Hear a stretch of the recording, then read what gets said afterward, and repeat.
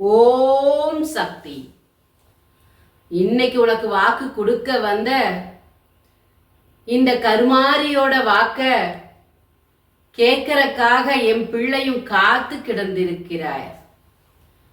எப்ப என் தாயோட வாக்கு வரும்னு ஏங்கி இருந்தையல்லவா?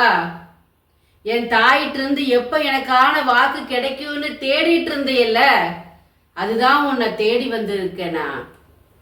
உன் மனசுல 1000 கேள்வியோட இருக்கிற, அந்த கேள்விக்கான பதில் கிடைக்காம துவண்டு போயிருக்கிற.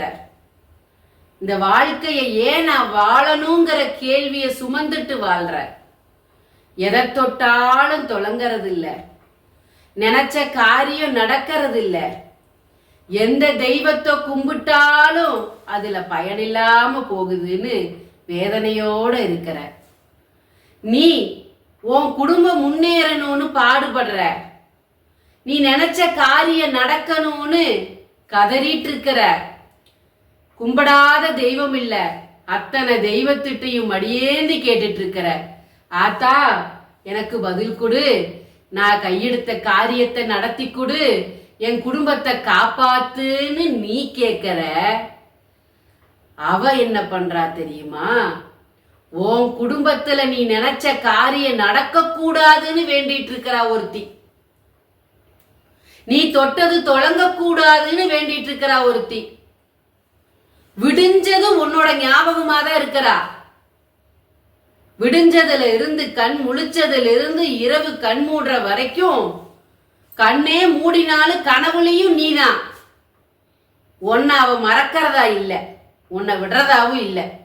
உன்னை வாழ்க்கையில நிம்மதியா வாழ விட மாட்டேன் அப்படின்னு கங்கணம் கட்டிட்டு அலைஞ்சிட்டு இருக்கிறா அவ ஒருத்தி. உன் குலதெய்வத்தை கட்டி போட்டிருக்கிறா. உன் குலதெய்வத்திட்ட கட்டி போட்டு அவ கேட்ட வரத்தை கேட்டா நடுங்கிருவ.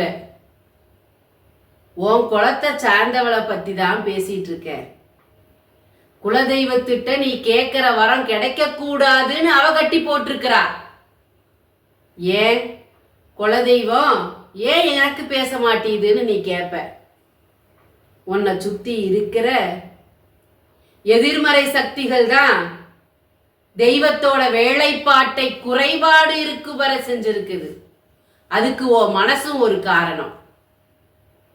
வீட்டுக்குள்ள தெய்வ சக்திகள் நடமாடக்கூடாதுன்னு கட்டுக்கள் போட்டு வச்சிருக்காங்க, காவலுக்கு நின்றுட்டு இருக்கிறாங்க, தெய்வத்தை உள்ள விடக்கூடாதுன்னு. ஓ மனசோ வேதனையில கிடக்கு. கண்ணீர் விட்டு விட்டு விட்டு விட்டு கண்ணுல தண்ணியே இல்லாத நிலைமைக்கு ஆகி போயிட்ட. உன்னை வாழ விடுறாங்கன்னு நினைச்சையா? உன் வாழ்க்கைய பறிக்கணும்னு நினைக்கிறவங்க தான் அதிகமா இருக்காங்க. நல்லவங்களும் இருக்கிறாங்க, ஆனா அதை கண்டுபிடிக்க முடியாது. ஏன்னா நடிக்கிறவங்க அதிகமாயிட்டாங்க, போலி வேஷம் போடுறவங்க அதிகமாயிட்டாங்க, முகமூடி போட்டுட்டு இருக்கிறவங்க அதிகமாயிட்டாங்க. நல்லவங்க யாரு கெட்டவங்க யாருன்னு யாரையுமே கண்டுபிடிக்க முடியறது இல்லை. தொண்டை வரைக்கும் போறத கக்கி கொடுத்தாலும் இங்க நீ நல்லவன்னு சொல்ல ஆளே இல்ல. 1000 நல்லது செஞ்சிருப்ப, தெரியாம ஒரு தவறு செஞ்சிருப்ப. அந்த தெரியாம செஞ்ச ஒரு தவறு நீ செஞ்ச 1000த்தையும் அழிச்சு போட்டுச்சு. இப்ப நீ பகையாளி ஆயிட்ட. உன் பகைய தீக்கணும் அப்படின்னு ஒரு கூட்டமே நடந்துட்டு இருக்கு. அவங்களுக்கு முன்னாடி நீ வாழணும்னு இந்த கருமாரி நினைக்கிற. அதனாலதான் உன்னை தேடி தேடி தேடி வந்து வந்து வந்து உனக்கு வாக்கு கொடுத்துட்டு இருக்கனா. கவலைப்படாத, கவலைப்படாத. தெய்வம் நான் இருக்க நல்லவங்க கூட. நிலையில்லாத மனுஷர்களை நினைச்சு வாடுறத விட்டுட்டு உன் கூடையே இருக்கிற அந்த கருமாரிய பிடிச்சுக்கோ.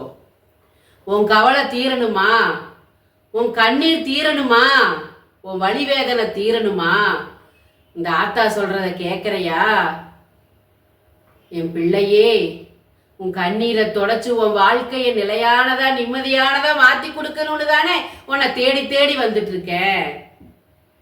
வெள்ளிக்கிழமை வெள்ளிக்கிழமை போய் உன் பக்கத்துல இருக்கிற மாரியாத்தாளுக்கு நெய் தீபம் போட்டுட்டு வா.